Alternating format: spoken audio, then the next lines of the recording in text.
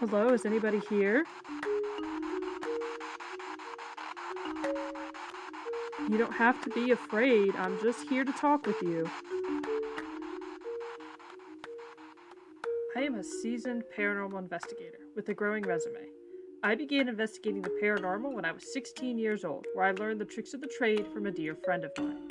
Since then, I've been a paranormal tour guide at the Ohio State Reformatory, have been on paranormal teams where I have investigated private homes, and have given presentations on real-life ghost busting. Now, I'm on a quest to explore all realms of the paranormal through expert interviews. I'm Sydney Miller, and this is Not Afraid.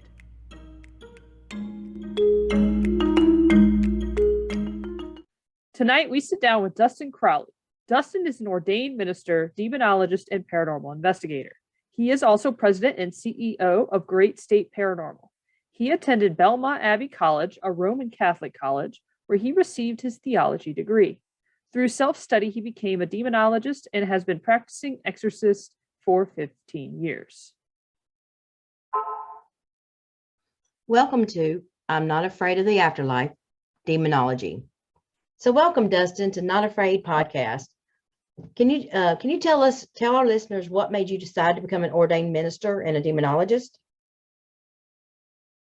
Sure. So it's kind of interesting. Growing up, my grandmother always told me that I'm going to either be a rock star or a minister. Well, I can't sing, so it was fated that I was going to do one or the other. And so in college, I entered into ministry, and kind of my entry into the demonology field, the denomination that I worked for, they had this belief that every single entity was either God, an angel, or a demon, and that demons were actively just ruining everyone's lives. Everyone had a personal demon. So once I began work in ministry, I'm like, okay, if everyone has a demon and demons are everywhere, I should study demons, because no one's really studying that within the denomination that I worked for.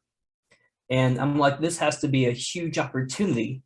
And that's kind of how I got into the demonology field at large, which then kind of transitioned me into the paranormal. Oh, wow, that is interesting then. So briefly, can you explain what demonology is? Of course. So to start with, there's no one set definition that you're going to be able to find. There's a lot of people that would agree on a lot of points, but kind of alluding to how I worked for one denomination and they viewed demons to be a certain way, no one really agrees. Mm-hmm. So the way I view it is I kind of go back to the Greek roots of the word demon, which is daemon. And so with that is kind of the idea that you have gods and then you have the works of gods. And the works of gods were the demon. And then they would actually work on behalf and do interventions and miracles.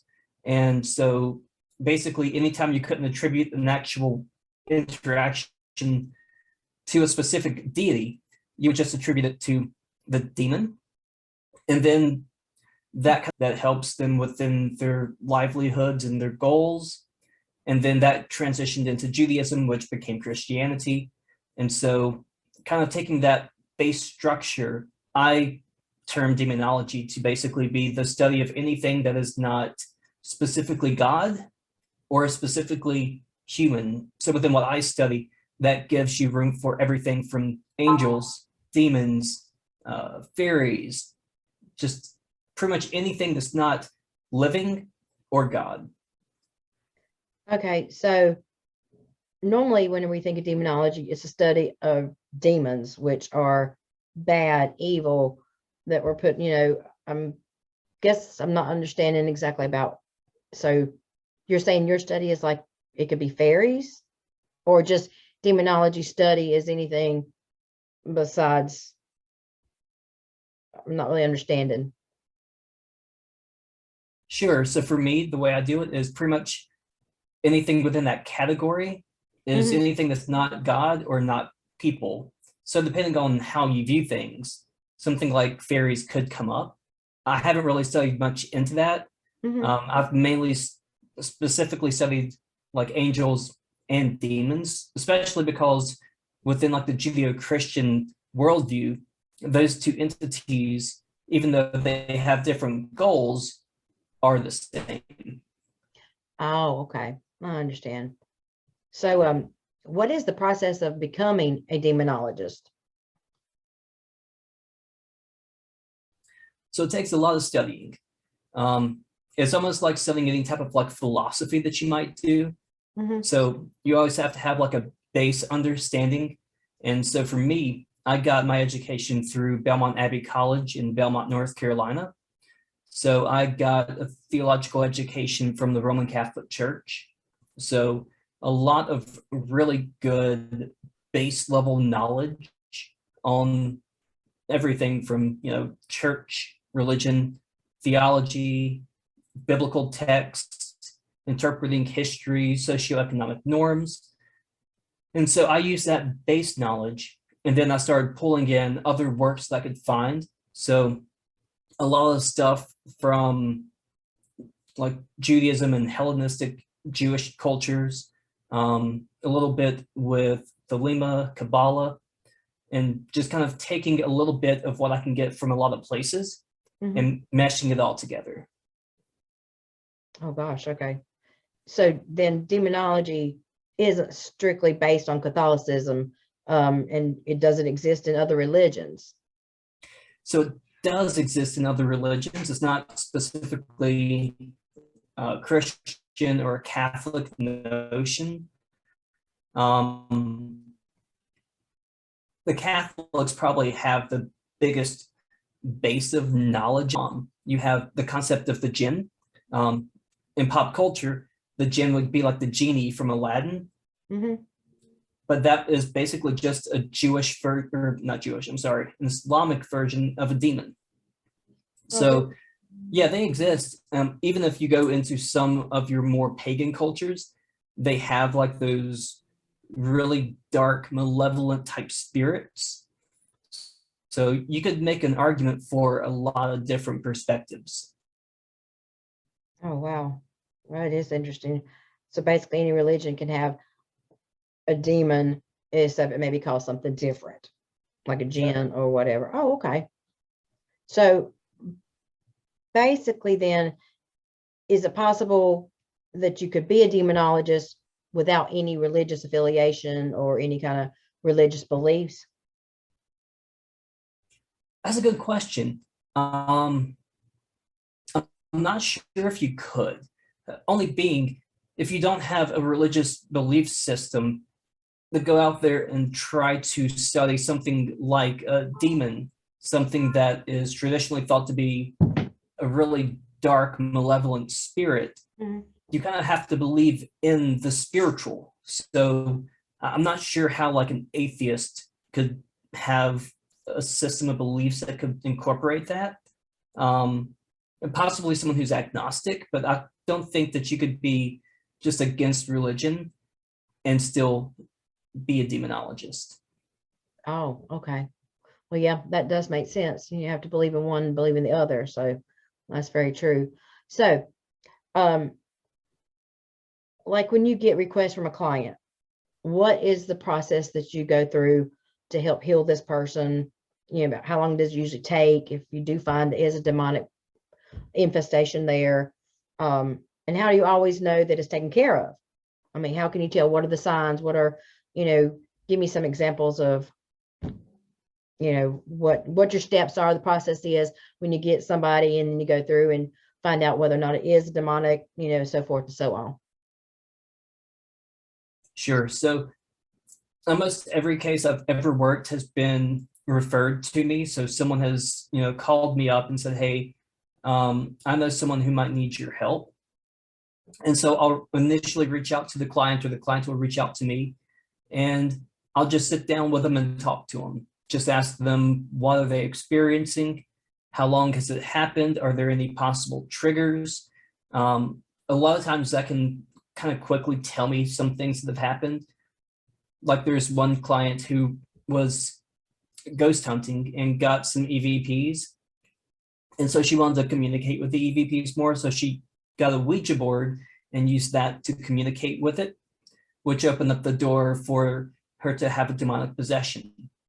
That kind of streamlined a lot of the background work I usually do, because it was really funny. Her ex-husband was talking to her. They're on great terms. And she was kind of saying about everything that was going on in her life. And he's like, is there anything I can do to help? She's like, well, not unless you know an exorcist. He's like, well, funny enough, I actually do.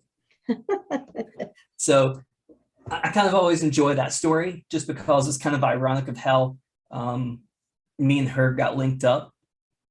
But going back to that initial face-to-face interview, based on what the client would usually tell me, there's usually a lot of background work and background checks that I'm going to go through before I start doing anything within the spiritual. Because, for example, if someone comes to me and they're schizophrenic, but they say that it's a demonic possession, me going through the rites of exorcism is going to do more harm than good, when what they really need is a mental health professional. So typically, before I will get involved as a minister, I'll make sure that they go through and get blood work done to make sure that all of their blood work is in balance. We make sure that, like, a woman hasn't just started going through menopause. We make sure hormones are in check and in balance.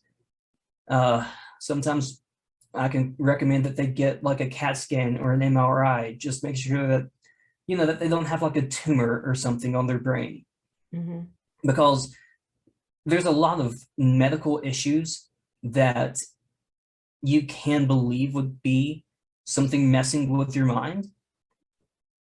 And, if I go through, because the process of exorcism is kind of lengthy, which I'll get into later.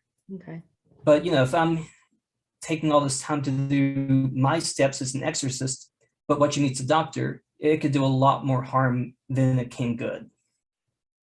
So basically, once we've taken the steps to roll out everything medically, psychologically, emotionally that could be affecting you, Mm-hmm. I'll also usually go through the home. What we'll find sometimes is maybe their bed is against the wall, and on the other side of the wall is the refrigerator. And the refrigerator is throwing off a ton of electromagnetic fields that can mess with your mind to the point where you will begin to hallucinate and see things. So sometimes it's as simple as you just need to move this appliance, remove this bed, put up some type of an electromagnetic field blocker around something, and the problem will fix itself. So again, it's just a lot of steps beforehand to roll out everything that could possibly be within a normal physical, mental, emotional issue. Now, can you explain to our listeners what an electronic field is? I'm sorry. An EMF is basically what we call it, but electromagnetic field. Can you kind of explain what that is for those that don't understand? Is anything that has a strong magnetic pull. So for example, a cell phone, it has a very strong magnetic pull within its scope. So if you have like an electromagnetic field detector, you can actually take it and put it next to a cell phone and have it like open up to a social media site. And you'll see huge spikes in how it's being used and the magnetic field it's putting off. Same thing with a lot of common appliances, refrigerators, microwaves. Microwaves are really bad for it.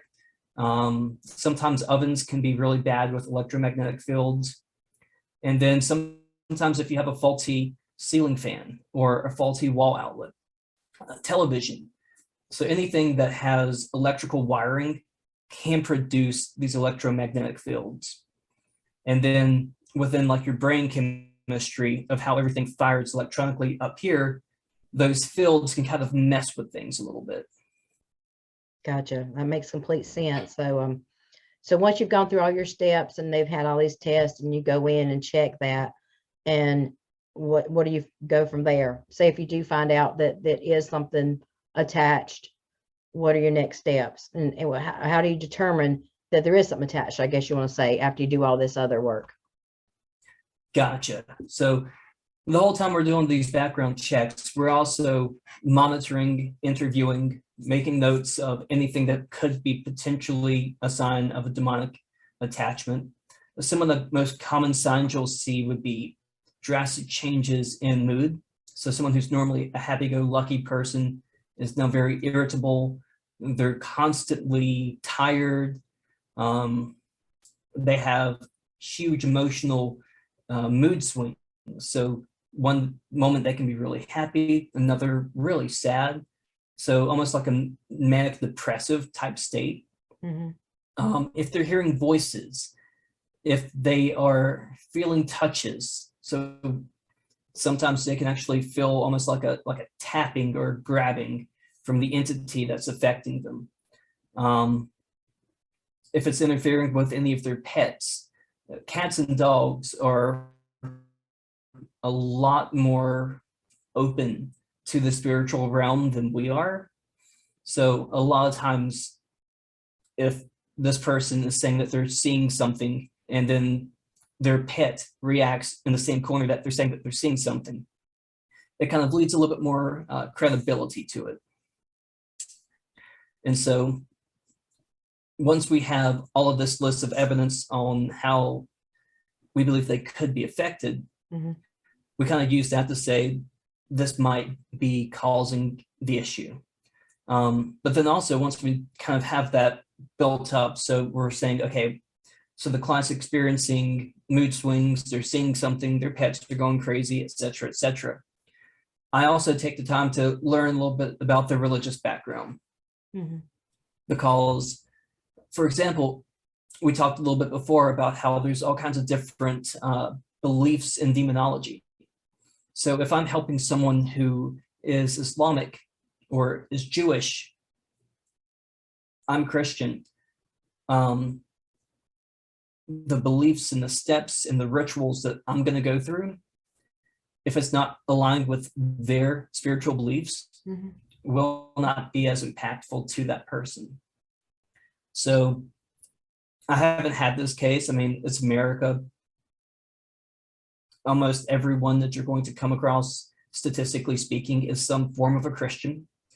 But if I were to come across someone who was, Jewish or pagan or Islamic, I would do some research, find someone in the field that shares those beliefs or at least knows rituals within that belief set that could come in and help them. But then, assuming they're Christian, which in my experience has almost always been the case, then we'll go through and we'll schedule a date to do our first rites of exorcism. Wow. So when did you actually perform your first rite of exorcism? So as far as actually doing the ceremonies and the rituals, I would say it was probably about 10-ish years ago. And it was on, I don't want to say a little girl because she was 12, 13, but still a child. So I'm really bad at ages. Ever since I became an adult, like everyone that's like 18 and under, I'm like, you're 6. Yeah. Tell me about it. It's like crazy. So anyway, I was working with another minister on that exorcism case, and typically it always starts with going through a couple of different prayers and a couple of invocations, because I think the big key with going through the rites of exorcism within Christianity, it's really a ministry of mercy and of humility and kindness. Part of it is I, Dustin, I'm not telling the demon or the entity that you have to leave. I have to acknowledge that I am lowly, that I am not capable of my own right and my own power and my own ability to make anything happen, but pulling in the power and the authority of God, of the angels, and using that power to affect the demon. So bringing in as much, I guess, support for the ritual as possible. And then also, you kind of have to prep yourself and the client beforehand. It's typically good to fast. I mean, obviously, that's not always possible. You know, if someone's diabetic, for example, fasting, again, can do more harm than it can good. But in an ideal world, you would fast for at least 24, 48 hours. Some people say to fast for up to 7 days. I'm way too weak if I fast for 7 days. So I usually shoot for about 24 hours. And so then you go through, you pull in all of the power and the protection of the saints, the archangels, other brethren, especially if I can have like an assistant with me. I usually like to have someone there who is constantly going through a cycle of prayers or a cycle of psalm readings or something along those lines. And then you go through and you basically just use the power of God to, in various different ways, with a lot of recollection from biblical accounts and biblical stories, commanding the demon, reminding the demon that you've got to go. By the power of God, you've got to go. And in case you forgot what the power of God looks like, did you forget that he did A, B, and C? He'll do it to you too. It's time to go. So how true is it that, I guess the difference in what you see on TV and what happens in real life, they say, once you know the demon's name, you have dominion over it and so forth. I mean, what's the difference? How does it differ in real life compared to television shows like The Exorcist and The Conjuring, different shows like that? So in a lot of ways, some of the media gets a lot of stuff right. So it's true. If I do have the name of the demon, it makes things a lot easier. And a good bit of like the ritual that you'll see from the Exorcist movie, it's pretty accurate. Like, I mean, the line, the power of God compels you, is part of the rites. Putting on the purple stole and using a crucifix and oils, like a lot of holy water. A lot of that's pretty accurate. I've never had anyone's head spin. I've never had anyone like projectile vomit on me. But, and I'll also say that for the Conjuring movies, most of that's not true, like 95%.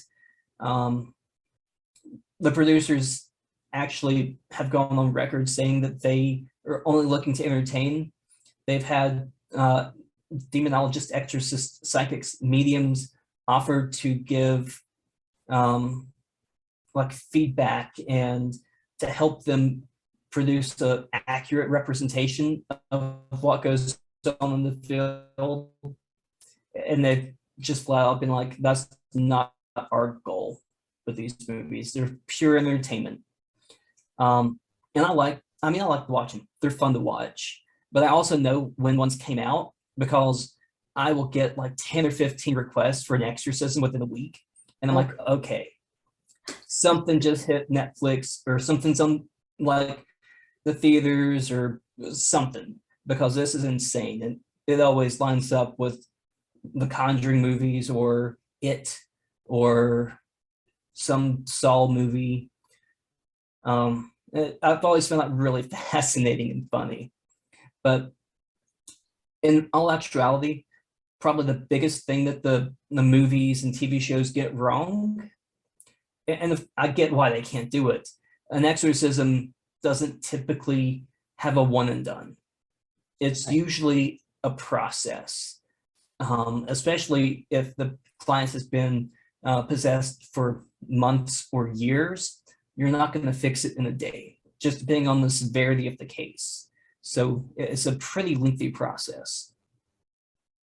I've heard that, and I've seen some documentaries, and being on the Warren Foundation. Yeah, a lot of those movies are very inaccurate. Maybe 5% of it is accurate. But Yeah.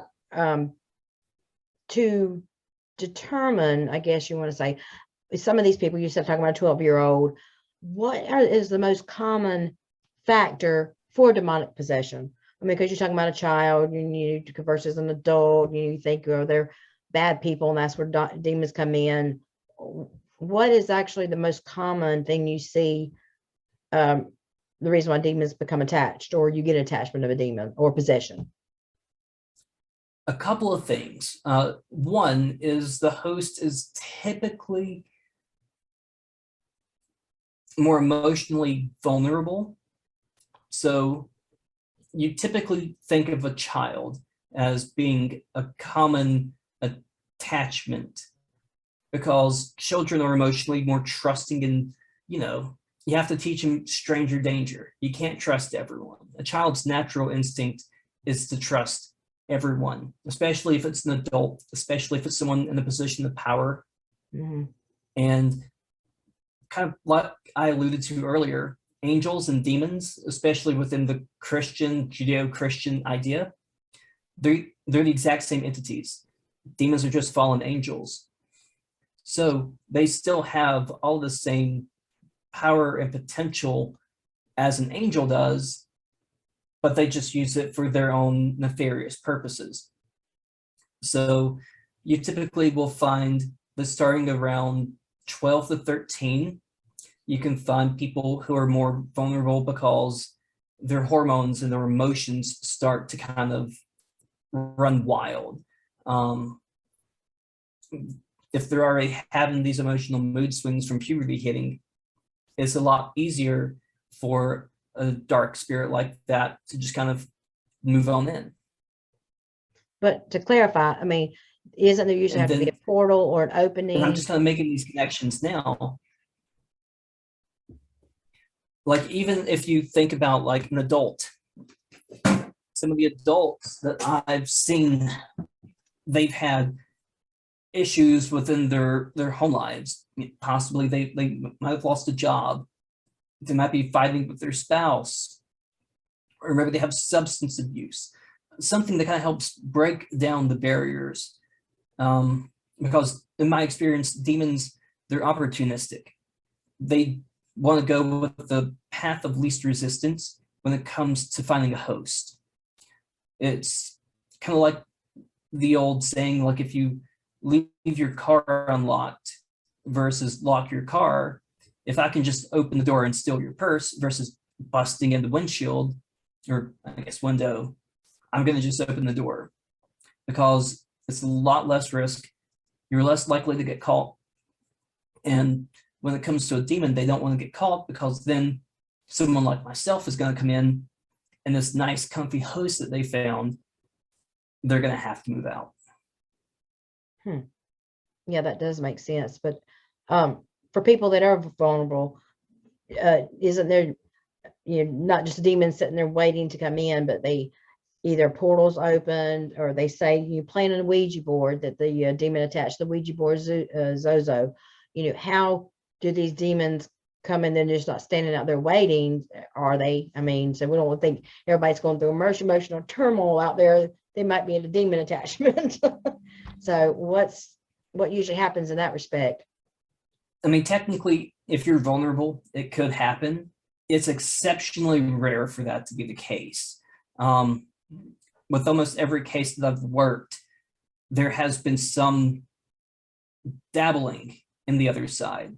So whether that's using a Ouija board or trying to capture EVPs, one of the cases I assisted on, it was a botched exorcism of an adult, and for some reason they wanted to prove the power of God to a child, so they brought the child to the exorcism, and I guess they succeeded in getting it out of the adult, but it went straight into the child.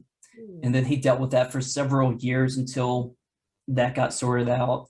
But typically there has to be something that opens up that door to the other side.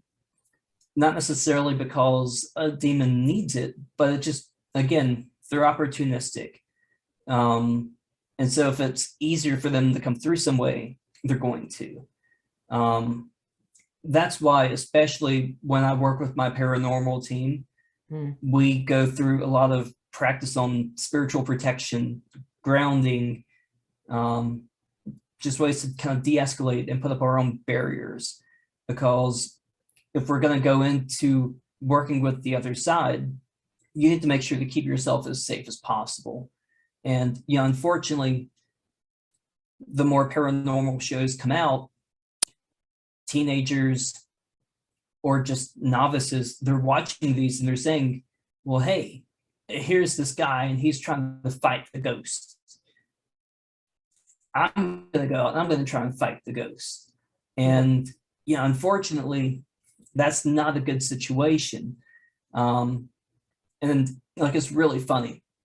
I was leading an investigation in my hometown a couple of months ago, and my parents came along for the first night.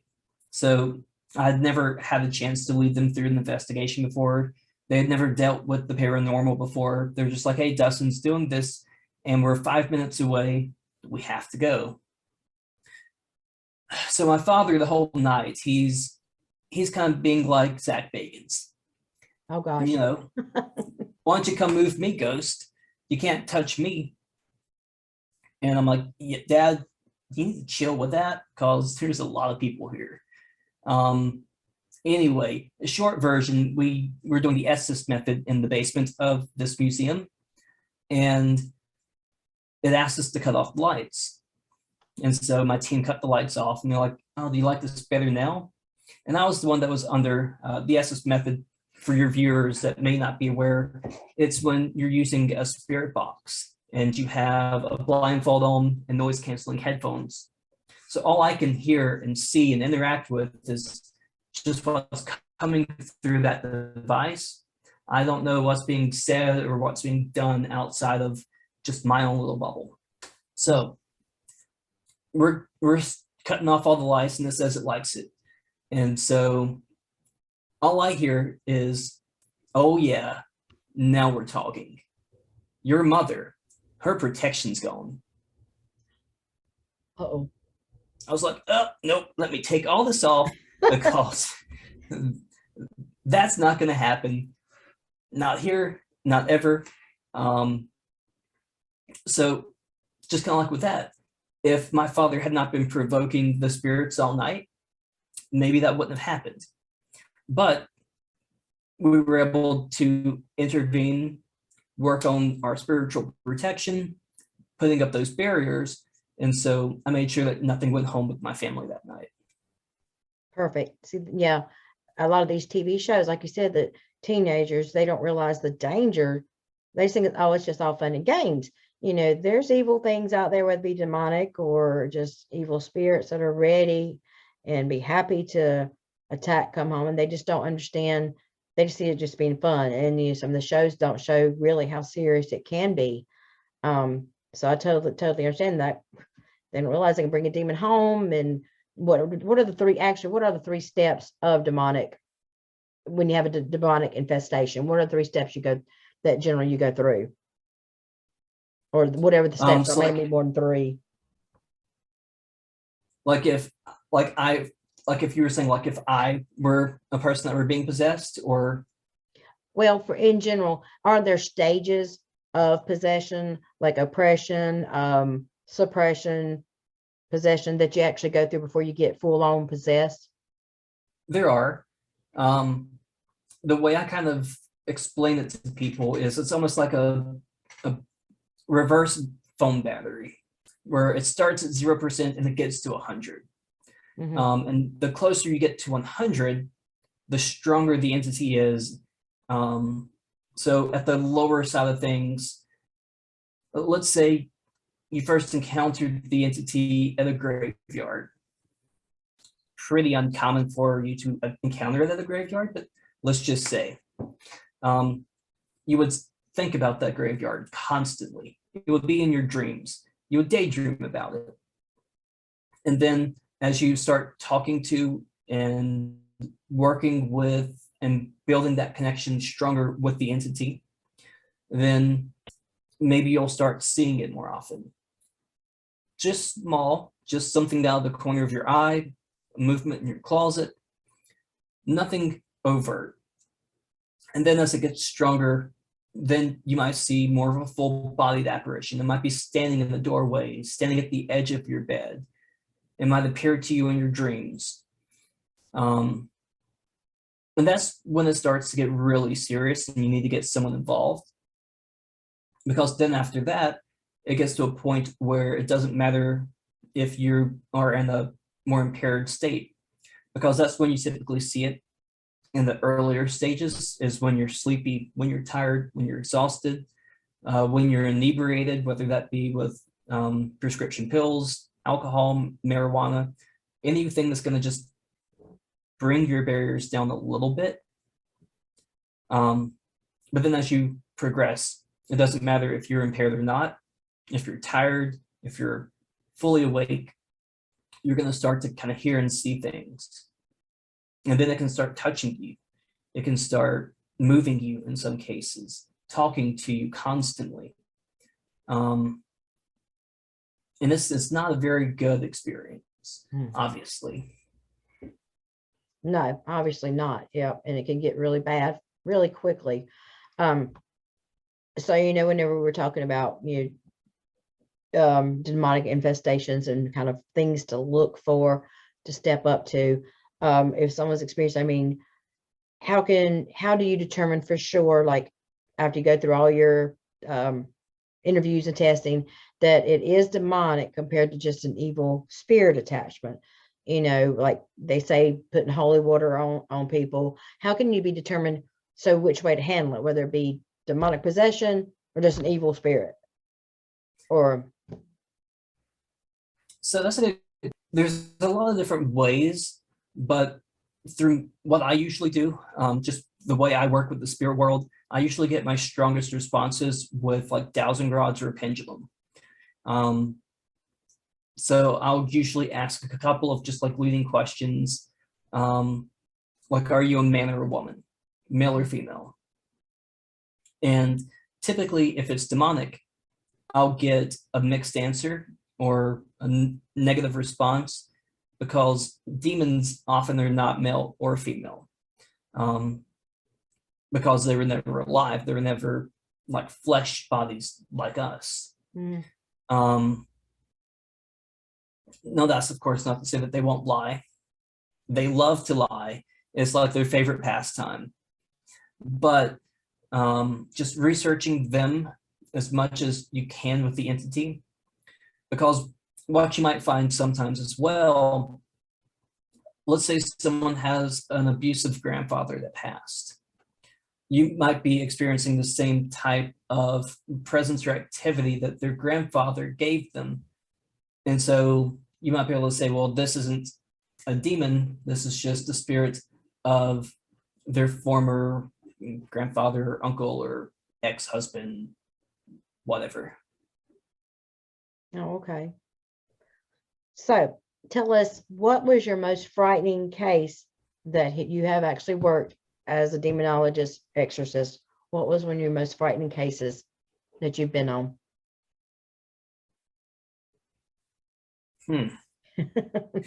That's a great question, because like I've always explained to a lot of people that I don't get scared within the paranormal the same way that other people do. If I'm in a haunted prison and something moves on the shelf, most people, they're going to run. I'm not, because whatever, it's just a ghost that made something move. But even dealing with demons, it's a lot more boring than the movies and TV shows kind of make it seem. But probably the most interesting, and the one that kind of sent chills down my spine, it was last God, maybe July or June or August, one of the summer months. So here in the mountains of North Carolina, it doesn't snow. It doesn't get cold. It is hot from mid-April until late September or early October, like 90 degrees hot.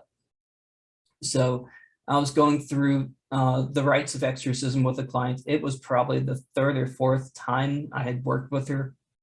And we went and we did the rites of exorcism outside. She had this kind of like a barn shed set up. So, I was thinking it's a really good summer day. We might as well go outside and enjoy it. And being out in the fresh air, there's a little brook going by. It might be a really good ambiance to kind of help put her in the right mindset, in the right mood. Mm-hmm. So we went outside and we got started. Not long after, it gets cold. It gets so cold that me, my assistant, and the client could all see our breath. That doesn't happen in the middle of summer in North Carolina. So seeing that change was really interesting. And probably another one. And this one was with the same client in almost the same spot. And this was kind of like, for me, it was on our initial walkthrough, I believe. And this is kind of what made me go, okay, this is a demon. So I went through and I saged her house, and I was saging her outside. It was a windy day, but not terribly windy. So I had to light the sage 5 or 6 times. And at the end of it, I just kind of tapped it out. And it's like, how do you feel? Because I always ask them how they felt. I don't think that anything happened in that case. I didn't think anything had left her. But still, I've always asked, how do you feel? And she's like, I don't think anything happened. I don't think so either. I think whatever is with you is still with you. And as I said that, the bundle of sage in my hand ignited like huge flame in my hand. And that was, let's say, pretty interesting. Yeah, I would say so. Very interesting. So now, how can you know for sure after doing rite of exorcism, everything that you go through, that the demon has gone? Or there's no more attachments? So I kind of used the illustration earlier of like a reverse phone battery. Mm-hmm. Sometimes you might think that you got it down to 0 and it's 10, but you're not going to really pick up on it. So doing almost like an initial exit interview of making sure that all the signs and symptoms that they had, they're no longer having, but then also doing some recurring checkups, making sure that, they're doing good. If they're going to church, it could just be as simple as, tell me about the message the pastor had this weekend. Have you been reading the Bible? Oh, what book have you been reading? It helps that I know the Bible pretty well, so I can just kind of pick up from any book that they were in. And just, by the way, has anything weird been happening to you lately? If they come through and they're like, well, I did think I saw something the other night, but it was probably just my mind playing tricks on me. You just write it down. And then if you talk to them a month, 2 months later, oh, well, I did see something again. If you got a pattern, you just go back out, maybe go through the rites, 1 or 2 more times. If it's that low, maybe it's just something as simple as doing communion again. Mm-hmm. Or the one that I was talking about where the sage erupted into flames in my hand. I'm setting up a time with that client to go through and hold a mass in her home. She's since converted to Catholicism from being an atheist. So, because again, it's hard to be an atheist when you're encountering the darkest of dark in the Right. spiritual realm, because if there's a dark, there's a light. So anyway, she converted, and we're going to do a mass in her home, and that's going to kind of be our final session Okay. within the official structure. It's not always that same way. Sometimes you can just do the final, like one ritual with them through the rites of exorcism, and that's it. You just keep in touch and they're good. But there's not necessarily a set way, but just keeping in touch, doing follow-up checks and visits, that's really the best way, because if they were vulnerable at one time, they could be again. It's not to say that if you're possessed, that you're going to be repossessed and repossessed and repossessed. It's just, you have to know yourself. You have to know what makes you vulnerable. And if they don't put up the proper protections in the future, something could come back. So it's definitely not like you see in the movies where all the craziness, the head spinning, the pea soup, the bending over backwards and armors breaking this way and that way. That's why I was asking you, how do you really know? It's like, oh, this, they just come out of it and they're like, oh, it's all good. So that's why I was just curious as to why. I mean, how can you actually know it's gone compared to what the movies are? So that really makes things much easier to understand. So do you go in, do you get requests for house blessings and that kind of thing also? Okay. Well, I that's do. good. Yeah, and that's something that me and my team also offer and do, because, and we treat it the same way as we do exorcism. We don't charge anything for house cleansings or blessings. We don't charge anything for exorcism, because if you need help, your home is your castle. That's where you should be free. You shouldn't have to worry about anything when you're at home. So if someone says, hey, can you come out and bless my home? Absolutely. We'll always ask a couple of questions, because that might look different for different people. Some people, they might want you to come in and use sage. Some people might want you to come through and use like different incense, like frankincense, copal, myrrh, things that would be used in a church's liturgy or a church's mass. Sometimes I just want you to come through and pray through the home. Sometimes I want you to come through with holy water. And so any way that they want us to come through and cleanse the house, we can definitely do. Well, that's good to know. Well, is there anything else that you would like for our listeners to know? Anything about and be look out for, or anything that you can help us with? So the most important thing, if you don't take anything else away, is protection, protection, protection. If you're going to interact with the spiritual realm, you need to keep yourself protected and you need to keep yourself safe. And if you believe that you're experiencing any type of a negative spirit, a negative attachment, a demon, anything dark, if you don't know what you're doing, find someone who does. There are a lot of good resources out there, but there's also a lot of bad. So, it doesn't matter if you ever need something, you can reach out to me. You can reach out to a whole host of other reputable paranormal teams. And we're always here to help each other. I think that's the big thing within the paranormal community is I know that if I need help, I can reach out and get help. And that's how you should be too. If you feel like you need something, it's not a weakness to say you need help. It's a strength. That's right. Totally agree. And there's a lot of us out there that are willing to help anybody in need. So, well, thank you so much, Dustin. I appreciate you being on the show tonight, and you have a very good night. Thank you. You too. Thank you for tuning in. Don't forget to rate and review us on your favorite streaming service. I'm Sydney Miller, and this was Not Afraid.